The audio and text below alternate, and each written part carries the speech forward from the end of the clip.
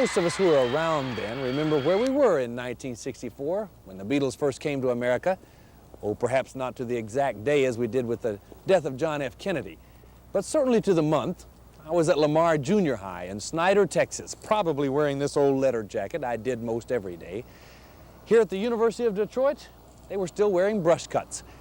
And when the mop-haired Beatles showed up in the country, a few of them got together to make a formal protest. We just happened to be three guys who had short hair, and the publicity director called and said, meet us at the barber shop. Today, Leonard Hopkins is a probate attorney in Troy.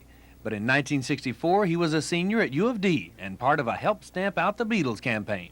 At the fraternity parties and everything, we played their music constantly. They were in the jukebox at the student union, and we really loved their music. The only quirk was this, the hairstyles. Reporters asked what many Americans were wondering.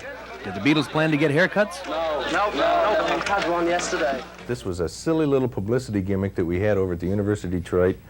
The kids with the brush cuts were going to help stamp out the Beatles with brush cut haircuts. The current issue of Rolling Stone magazine is a 20th anniversary edition of the Beatles in America. Inside, they feature Leonard Hopkins and his anti-Beatles crusade. The irony of all this publicity is that today, Leonard wears an almost perfect Beatles-style haircut. It's probably one of the best things ever happened to me, because if you see that picture that was taken 20 years ago, my ears stuck out. Now, they still stick out. I can't hide that, but the hairstyle helps me to de-emphasize that, so I love it. And I'm never going to change back.